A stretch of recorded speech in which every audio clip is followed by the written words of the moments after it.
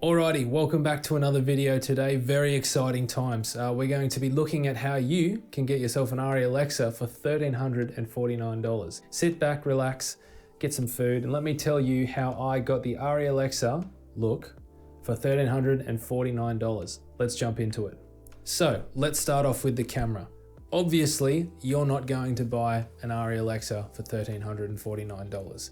If you can, it's probably broken or damaged in some way, and who knows, maybe that's what you're into. But you're not going to be buying an Arri Alexa. What you are going to be buying is a Sony a7 III. Now, this was a camera that I'd always kind of thought about getting, but there had some limitations to it in terms of the 8-bit codec and stuff like that, and I just wasn't really keen for that reason. The full frame sensor really, really wanted to get across the line with that, but the lack of 4K 50 or 60 was something that really I didn't really want to get anywhere near. But after doing some digging and some research, I realized that the a7 III was a camera that I needed to own. So I set out on the used market in Australia to find this camera, and there's a whole kind of a mess of a story about how I ended up getting this camera. I ended up buying it from a different state through a classified website, and then got a friend of a friend to pick it up and then ship it to a different friend of a friend, and then that friend gave it to another friend, and about 6 friends later I ended up with the a7 III, and I bought this camera for 1,300 Australian dollars, which is about somewhere roughly $1,000 US if you're watching this in America. So quite a good pickup for what this camera offers. The body is a little bit worn, but everything else seems to be fine. There's a low shutter count as well. So that's where the $1,300 comes into our $1,349 figure for getting an Arri Alexa for that. The $49 that we have left is actually going to come from the LUT pack you're going to buy that's going to help you achieve this look. Now, every now and then you come across somebody who truly deserves some attention and some recognition for the work that they've done with these LUTs, or it's probably better described not as a LUT, but as as a color correction or a color transform. And that is Joel Fumulero. Joel Fumulero. And this guy is also an Aussie, so shout out to you, Joel, if you for some reason end up watching this video. Thank you so much for all the work you've done with this. Now, he's developed this LUT pack. They're called Phantom LUTs. If you just Google that, it will come up with his website there. And he's made these LUTs for, Alpha Series cameras. He's made it for cinema Sonys. He's made it for Pocket 4Ks and Pocket 6Ks and all that stuff. So he's pretty well into the market of making these LUTs, and I've bought a few different LUT packs from a few different people on the internet, and this is by far the most kind of just impressive. It's by far the most satisfying LUT pack that I've come across, and this is what we want to go through in this video, my experience with this LUT and how you can get the best out of it. So he talks about this LUT pack as being a smooth, organic and gentle highlight roll-off that mimics the Alexa in its highlight renderings, giving an overall organic and naturalistic feel to the footage. So you can see here from some of my footage, that's definitely a tick here. He's not lying about that. It also gives us natural skin tones designed to render contrast levels like an Arri Alexa would.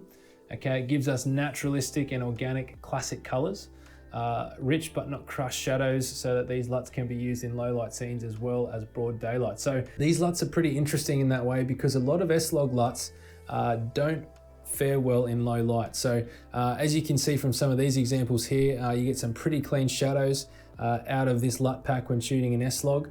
And yeah, they certainly deliver as they promise with that. So number 5 here, it claims that the conversion here doesn't shrink the dynamic range of the camera by blowing out the highlights or crushing the shadows.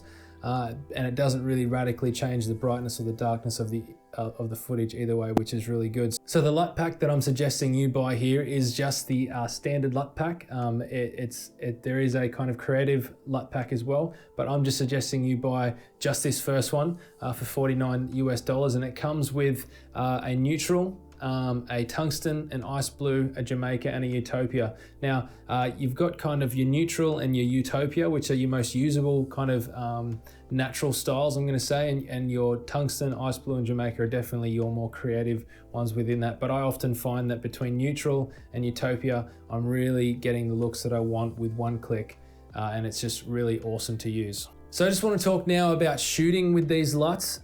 There's kind of a lot of debate online about whether or not you should be shooting 2 stops over or 1.7 stops over.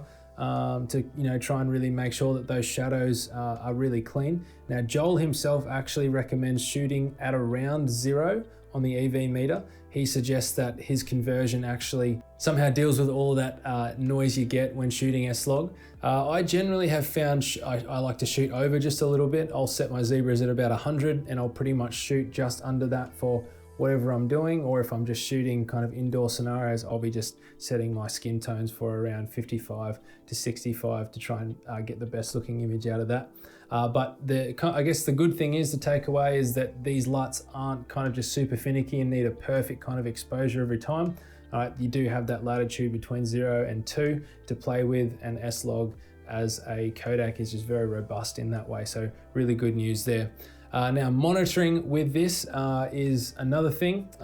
If you don't have an external monitor or anything like that, you can actually use an app on your phone called Field Monitor, which is really good. And I got it many years ago and didn't really use it much because it kind of seemed like, it was a bit laggy, it was a bit glitchy, and I was kind of like, you know what, this is just too much effort. But I've recently realized that if you turn off your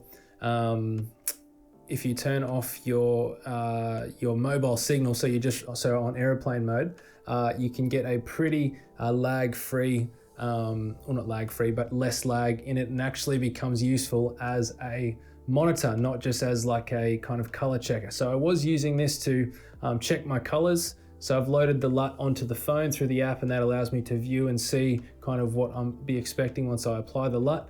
But the phone now has become essentially, a live view kind of monitor as well, which sits nicely on top of the camera. So the Field Monitor app is really great for that, which is another good thing. So $1,349, the A7 III plus the Phantom LUT pack from Joel Famularo.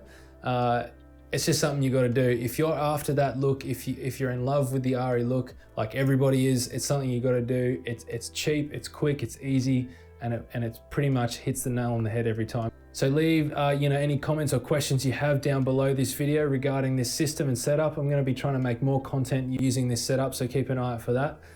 Thanks for watching, and have a great day, night, morning, whatever it is. Just have a good one. Cheers.